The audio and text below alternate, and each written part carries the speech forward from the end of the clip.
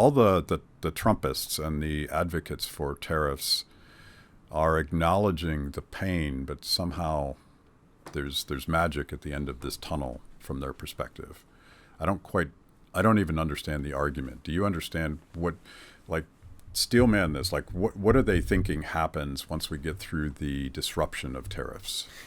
And I don't think I'm a good person to steelman the argument, because I don't see a strong argument unless one ignores the unseen. And you can say, well, the tariffs will protect the American industry and bring back, the factories in Detroit that we lost. All of that, even if it is so, still ignores the unseen.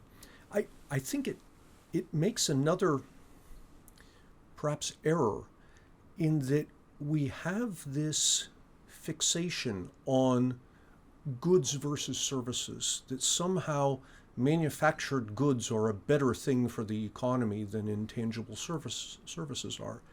And that's false. The fact is, a good economy produces things that people want. It doesn't matter what those things are, be they tangible or intangible, or require heavy industry or require thought and software. If it's something that people want and you're good at producing it, well, you've got the first step to a strong economy. Yeah.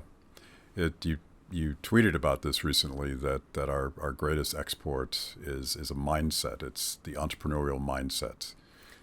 Yeah, and I think that's worth talking about. You asked earlier what strong argument I have, and this one I kind of threw out there and was surprised how it resonated. And it goes like this. In my opinion, our greatest, or at least one of our greatest exports, isn't counted as an export. And here we have a divergence between the economic reality and the accounting definition. This great export that we have is entrepreneurship. Now, strictly speaking, you can't export entrepreneurship, but you can export the fruits of entrepreneurship. And that's companies. So we sell to foreigners stocks and bonds in American companies.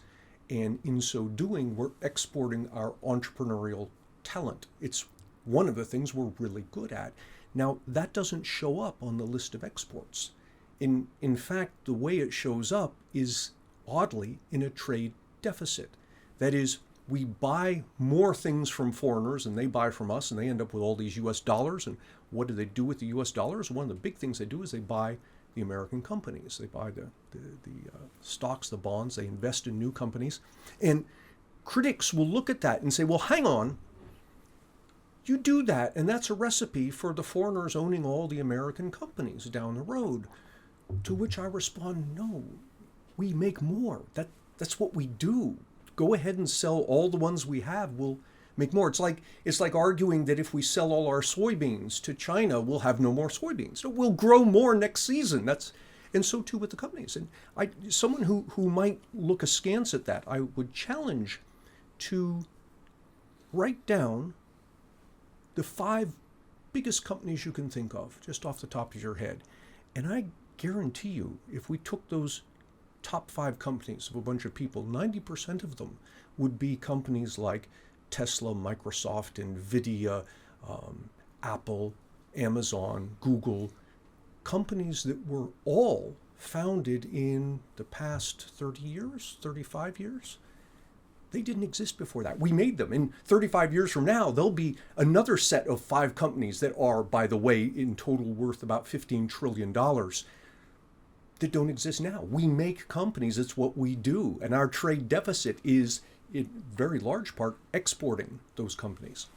It's probably one of the, as an economist, I feel like we're always the guys that have to come in and tell people that that's not going to work. But I think one of the concepts that is so fundamental to entrepreneurship and economics that you just described is the idea that we're not fighting over a fixed pie. Yeah. There's not X number of soybeans, and we have to fight to make sure that we get our fair share. Because the entire entrepreneurial mindset is creating something that doesn't exist yet. And that means that there can be more for everybody. Yeah. But not without exchange, Yeah, not without trade. it's the exchange that does it, because in exchanging, it enables me to concentrate my efforts on the thing I'm good at, and you to concentrate your efforts on things you're good at, and then we exchange. And we do this every single day. You know, how many of us grow our own food, or refine our own gasoline, or sew our own clothes? No, we do whatever we're trained to do, and we pay somebody to do that. That's trade. We don't use the word trade because the two parties aren't on different sides of an international border. But economically, it's no different than us buying something from the Chinese. Let's talk about comparative advantage, because this is one of those core concepts. And I was talking to Logan before the show, and this seems sort of obvious when you talk about it this way, that comparative advantage and what Iowa produces and what Michigan produces are different for a reason. There's natural resources, there's culture, there's government rules and regulations and taxes that either reward or punish things. And it would never make sense for Michigan to try to grow soybeans and for Iowa to drop growing soybeans. This would be sort of a Maoist experiment, Right. and in industrialization to mandate from the top down that Iowa needs to make more cars. And that seems sort of obvious to people. And I've all due respect to the beautiful state of Hawaii. I've had their wine.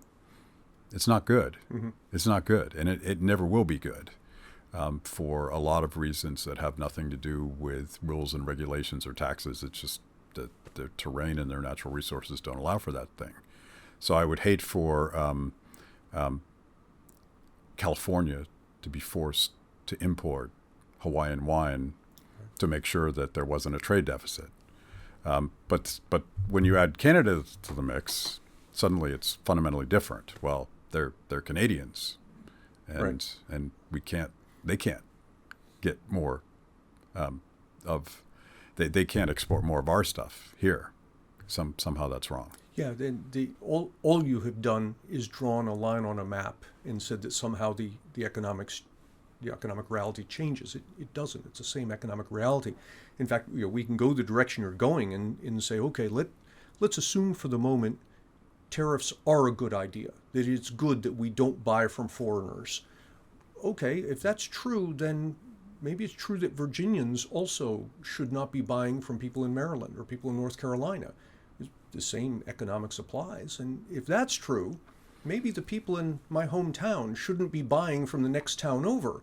And if you keep following this argument, you end up logically at the point at which every household should be self-sufficient. You just provide for yourself. You don't trade with anybody else. That's the logical extension. All you're doing is drawing this quote-unquote trade line at a different point on a map. Yeah. The response from my conservative friends will be, but America. Yeah, but that's a political argument. It's not an economic argument. And you could feel good and thump your chest about, we produce all the cars that we drive. Okay, fine. And if that makes you proud and good and happy, that's one thing. But I'm telling you, economically, you're going to be way worse off than if you produce the thing you're good at producing rather than the thing that gives you national pride. Thank you for watching Kibbe on Liberty. You can watch new episodes every Wednesday anywhere that you consume podcasts, on YouTube, on Apple, on Spotify, whatever. Watch, click, like, check it out.